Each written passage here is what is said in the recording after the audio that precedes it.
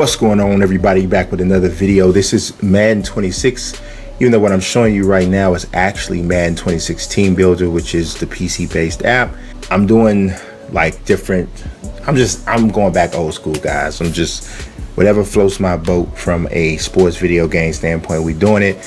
If you appreciate this content, I appreciate you. Go ahead and like this video, and also don't forget to subscribe. Let's get it moving back in that other direction. So what I'm doing is I'm putting together like all-time rosters on Madden. So I have started with my Chicago Bears, just natural, right? And I'm at the same time, I'm kind of exploring everything you can do with Team Builder, like some of the newer stuff that they added more layers and all that. So I'm gonna go through this one tab at a time. Now I will tell you, I'm gonna tell you from the beginning. I have not finished this roster yet, haven't finished the Bears. I'm only through the wide receivers. So I've done quarterbacks, running backs, fullbacks, and all the wide receivers that I'm going to add. Bears fans, by all means, hop in that comment section. And if you felt like I left somebody out that should have been left out, go ahead and tell me who you think should have been there. Whatever, it's all good. So let's start from the top. So you can't name them like Chicago Bears because they say that matches some format or whatever. So I just went ahead and called them the all-time Bears. You put that here, it actually ends up showing up here at the top. Abbreviation, I kept it as Chicago. Obviously, city is Chicago, state is Illinois. For everybody that don't understand, it's not Illinois. The S is silent. I really hate it when people say Illinois. People who actually live here be saying Illinois. I hate it. Makes me want to bite something. I'm just saying. So let's look at logos. So I uploaded 3 logos. So trying to use all 3 of these, and I got a little different with the uniforms. I didn't go straight traditional uniforms with this. And I feel like these numbers here are the closest thing to the font that the Bears actually use, but it's probably a little bit off, but it's okay because you're going to see I didn't go to just completely recreate the uniforms. Colors, I actually went and looked up the actual hex code for the Bears, and I'm going to do that for every team that we do this for. The fonts, like I said, I told you I picked the best ones I could pick. All right, so that's everything in brand. You see what we have here. I'll flip over the uniforms. I made 4 different uniforms, peeps. Let's take a look at them. So the way I'm actually going to do this is I'm going to go ahead and go into this first one. I'm going to home. It loaded a little weird. So this is the home. See what I did with the helmets. So we didn't go with the C. We went with the actual bear on the side of the helmet. You see what I'm saying? We got bears up in the front. We got an orange face mask. Y'all know if you know the Bears uniforms, you know it doesn't look like this. Number on the back like that. You see, this is kind of close to the way the Bears numbers font looks. So this is what we went with. That's the helmet. So we're just gonna go ahead and preview the whole uniform. This is the home uniforms. You see, we went a little different. Little diff. Tell me y'all. I want y'all to hit me in the comments. Tell me which uniform you like the best. Some of them obviously are similar to the real ones, so we ain't go too crazy. All right, here's the away uniforms. They didn't switch it. There they go. All right, you see what I'm saying? These away joints is pretty nice. They actually kind of look a little bit like a college uniform. I'm not gonna lie, but that's cool because some of the college uniforms actually are some of the best uniforms. Quiet as kept. This is the first alt. This is for alt for home. We going orange out. This is really like Color Rush, but a little bit different than the regular. Look at that helmet though. This orange on orange with the bear. That's that business, y'all. I ain't gonna even lie. That's hot. That's hot. Now this is my last alt, the alt away. Now of course you could go woo, all white. Woo, woo, woo. White outs. This one is nice. Alt away uniform is filthy in my opinion. All right, now let's take a look at the stadium and the field. Right, so I called it Navy Pier Stadium. You're from Chicago, you already know. I already like the Soldier Field is not that far from Navy Pier already, but I just feel like obviously this is a gazillion dollar kind of project if the Bears were supposed to move in that area. We keep hearing about it could end up somewhere close to that if they do stay in Chicago, but most of the the news that you hear says that it seems like we're bound for Arlington, Arlington Heights. I don't know. Nobody really knows where we're going to end up. But this particular Bears team is going to end up at the Navy Pier Stadium. And I figured it would be a futuristic kind of a flow if we were there. So our crowd, the colors, going to be, the Bears colors. But look at the field. Ooh, this is kind of filthy, y'all. I'm not going to lie. Now, only thing is, I feel like, it's right. Okay, it's just the way my monitor is. I'm looking at the end zone on the right, and it doesn't look like it's completely white, but it could just be. I think it's just the angle of my monitor. It should be that on white on you. But look at this. Look at this, y'all. Come on, tell me this would not be dope. Or like Bears orange for the yard line. We got a surface is just straight grass here. We got our logos loaded up here, the end zones, we got them in there nice. Like the numbers, I just stayed with pretty much EA Saints. I could have changed up stuff, and we could put the numbers on the bottom, we can put the numbers on the top, or in center I should say. So we just kept it pretty regular, in the center there. I didn't think that mattered that much, right? So we cool. The 20-yard line, 50-yard line, goal line. You see the goal lines are actually, it's just like the rest of the yard lines. It goes into the orange just to cross the plane. Then we got our sidelines. We kept those like this. This is kind of, I don't know. I'm feeling it. I'm kind of feeling it. All right, now let's look at the part that's probably the most important here is the rosters. Like I said, we are not through anything yet except for the quarterbacks and the wide receivers. So now that's why I'm probably gonna hear some people talking some stuff. Now I'm gonna tell y'all what I did though with these ratings. I took ChatGPT and I fed it all of the information for Madden 26 and Madden, how their ratings going. I defined what the ratings are meant, and I said, now I want you to look at Pro Football Reference, and I want you to take into consideration all of these different players' reputations. And I told them, I want you to pick this squad based off of like a actual 53-man roster, but based off of the stats, attributes, fame. There's a statistical value on Pro Football Reference called approximate value, which is a singular stat meant to gauge how effective or how good a player was over their course of their career, and especially with that particular team. So I use that. Now, there is no exact science. There's always going to be stuff that people say, but I feel like this was a pretty decent formula. And I also said, give me a rating.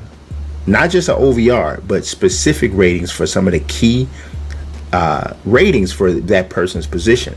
And so that's how we came up with this. Now, let me preface this before we look at the rest of this.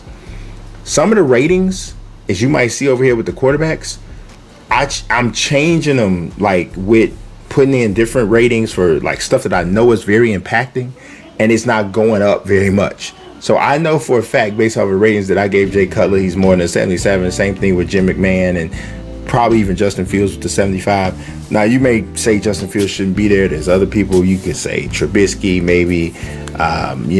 Some people probably say put Caleb there. But I felt like adding Justin was cool because it'd be fun if somebody wants to, turn to Justin and have him play. But yeah, so I just wanted to give y'all that information. So these are the ratings. Like I said, I gave ChatGPT all the information it could get, and rather than kind of like spit these out myself, which would have taken a lot more time, I decided to leverage some AI to get some of this information. So they were very generous to Sid Luckman, I must say. So I really think he's probably more than an 85. If you look at some of these ratings, he probably more than 85. We're gonna see once he get into the actual Madden what they say he is.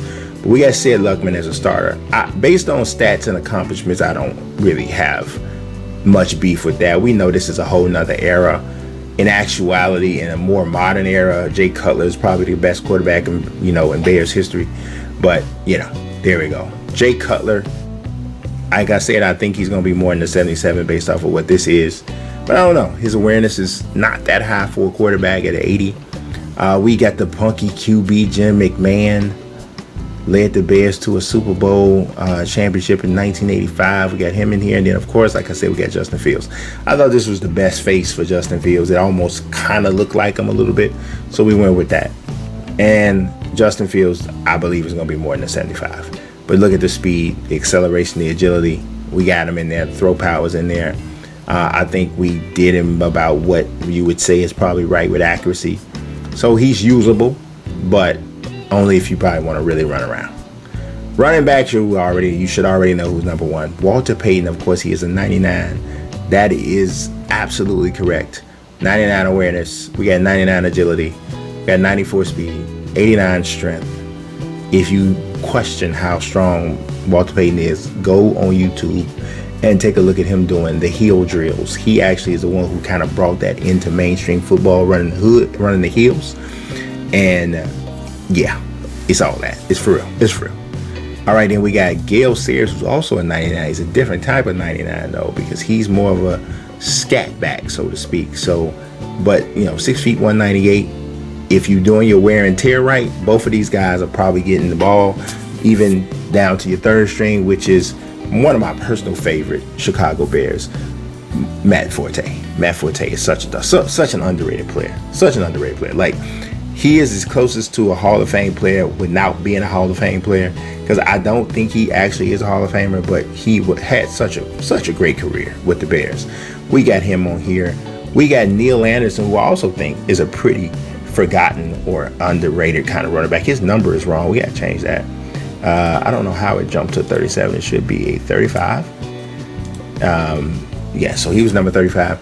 He was underrated though. I mean, he was not great as Matt Forte, but he is definitely an underrated running back from Bears history. He succeeded Walter Payton, so he definitely, it was tough coming behind a legend, but I thought he had a really strong career with the Bears. Then we got David Montgomery. That's a good David Montgomery face based off of what's in the game. I mean, we could have went with this face right here too, though. To be, if I'm being real, we could have. But I'm good with this one. I don't think he's gonna be an 80. I really don't. I think it's gonna be a little bit higher than that. But that's what we got for the halfbacks. So let's take a look at the fullbacks. The Bears got a serious lineage of fullbacks. Bronco Nagurski might be. I don't even know I didn't even know how to rate this dude, to be honest. Like, he's known he's from a whole crazy old era, right, in the 30s and 40s. But he's known for his strength, even though at his size, he probably would just be a fullback now. But just all these otherworldly, mythical kind of stories about his strength. He was a professional wrestler afterwards. So he's a big nasty dude. So we hooked him up, gave him a 96. He can run the ball. He breaks a ton of tackles. There's a video with him running a touchdown, and there's 4 dudes hanging on his back, literal video. Of course, it's 1930s, but we got to give him his respect. So I hooked him up. Now, the other fullback, yes, this is not the correct way to spell Rick Caceres' name, but I had to throw that H in there because without the H, they think that you cussing them out or something. I don't know what's going on, but that's what they think. So we ended up having to add that. But he's like the Bears' 4th or 5th leading rusher of all time. So he was the real deal for sure, but kind of gets overshadowed a bit, I think. Let's take a look at the wide receivers. This is the last position that I did. Harlan Hill is still the Bears' all-time leading receiver. A lot of people might not realize that, but he is. From a time long ago, but I got to give him his respect as the Bears' all-time lead rusher. My personal opinion, the best wide receiver that the Bears have ever had, even though they only had him for a short time, was Brandon Marshall. Brandon Marshall was on just a whole nother level. He was a nutcase, to be honest, but just an absolute dog. Never fast, but big, strong. You see the catch in traffic is a 99. ChatGPT said he was a 99 catch in traffic. I said, all right, let's go with it. For a minute, he played with this dude, Alshon Jeffrey. They were 2 big physical receivers on the outside. Cutler loved just being able to throw it up to either one of them. Just go get it. Alshon was underrated. Ended up going to the Eagles, having a good run with them as well. Now, Willie Gault made it. He was a wide receiver on that Super Bowl team. He was one of the first dudes that was a sprinter, like literally near an Olympic level sprinter, to come into the NFL. Was never known for being super physical, but he stretched the field, and he helped the Bears win the Super Bowl because they had a really strong running game, and he was the guy to get, that defenses had to respect because you get popped over the top with dude with world-class speed. We got Johnny Morris, who I made a mistake. Johnny Morris is actually the Bears' all-time leading receiver. I think he's the all-time leading receiver in yardage. I think Harlan Hill might have the most catches.